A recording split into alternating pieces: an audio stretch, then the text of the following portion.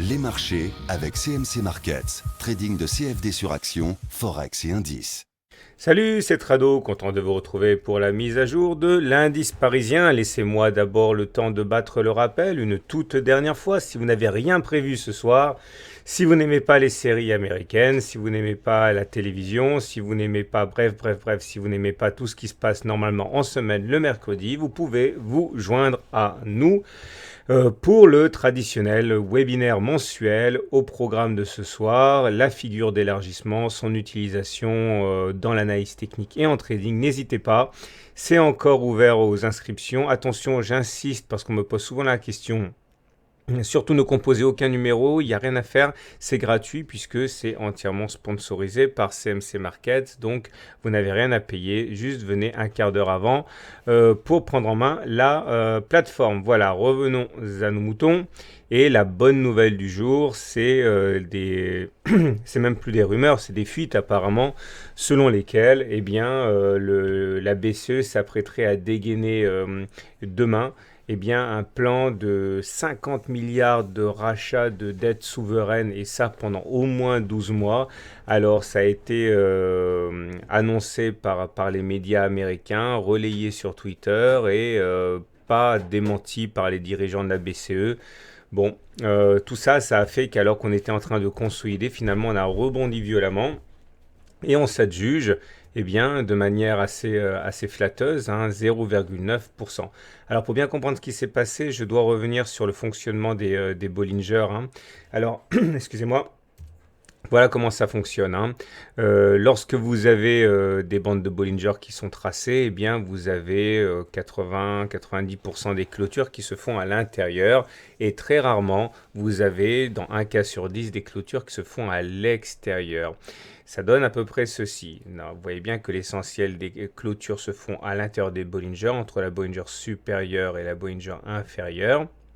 Mais lorsque ça se passe autrement et lorsque l'on clôture à l'extérieur des Bollinger, comme c'est le cas, il faut regarder si la Bollinger supérieure et la Bollinger inférieure divergent. Si c'est le cas, eh bien vous avez plus d'une chance sur deux de faire une nouvelle clôture à l'extérieur des Bollinger. Ça a été le cas ici, T1 puis T2. Mais attention, si au moment où la clôture se fait en dehors des Bollinger, eh bien, la Bollinger supérieure et la Bollinger inférieure ne divergent plus. Dans ce cas, vous avez plus d'une chance sur deux de les réintégrer, comme c'est le cas ici.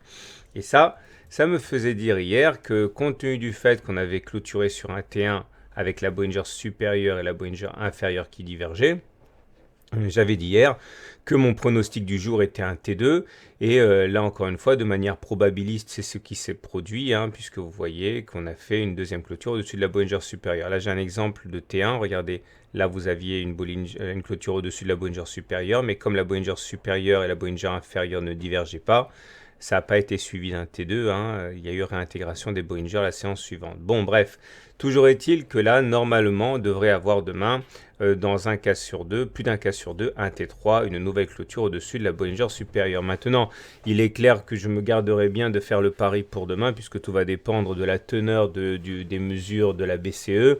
Il ne faudra pas décevoir, donc là, clairement, ce sont les fondamentaux qui prendront le dessus pour demain. Néanmoins, on est face à une résistance ici très importante, comme vous pouvez le voir, qui correspond au plus haut du 19 septembre 2014 et grosso modo hein, celle du 4 septembre 2014. Donc, à mon avis, on va quand même aller toucher cette résistance-là, mais après, il faudra voir ce que va dire la BCE.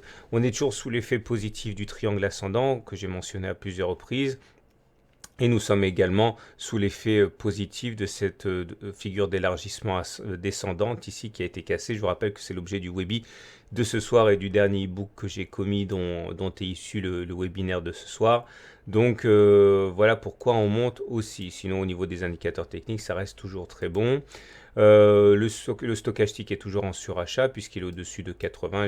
J'en ai parlé hier, c'était mon webinaire, mon tuto d'hier. Le MACD est au-dessus de son signal, il est positif, c'est bien. Le momentum est positif, c'est bien. Le CCI dans sa zone de surachat, normalement on n'est pas censé vendre à découvert. Le TRIX, il est positif. Alors attention parce qu'on m'a signalé, ouais, fais gaffe, il y a des divergences baissières. Effectivement, regardez sur le TRIX, hein. On a fait des plus hauts sur les cours, mais pas sur le TRIX. Ça s'appelle une divergence baissière que l'on retrouve d'ailleurs sur le RSI.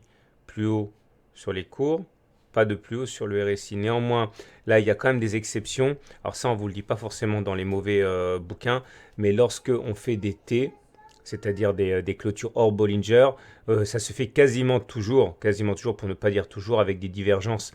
Donc le fait qu'on ait une divergence baissière ici est tout à fait compatible avec le fait qu'on soit en situation d'euphorie haussière avec l'écartement des Bollinger et les T1, T2. Donc là, il n'y a pas grand-chose à en tirer. Ça veut simplement dire que la situation est un petit peu spéculative. Bon, bah, ça, vous vous en doutez de toute manière. Quand on fait un T1 ou T2, on est forcément un petit peu dans l'exagération. Il y a forcément un moment où on va sortir de cette période de hausse, mais en tout cas, vous commencez à spéculer maintenant, à la baisse, c'est super risqué. Les volumes n'annoncent pas grand-chose, hein. Bon, on est en légère augmentation par rapport à hier, légèrement au-dessus de la moyenne, mais bon, rien non plus de très très significatif. Voilà ce qu'on pouvait dire pour la séance d'aujourd'hui. Je vous souhaite une bonne soirée, je vous souhaite de bons trades. Je vous dis rendez-vous dans à peu près 1h30, 2 heures pour la prise en main de la station pour le webinaire de ce soir. Bonne soirée, bon trade et à tout à l'heure pour la mise à jour. Non, pour le webinaire.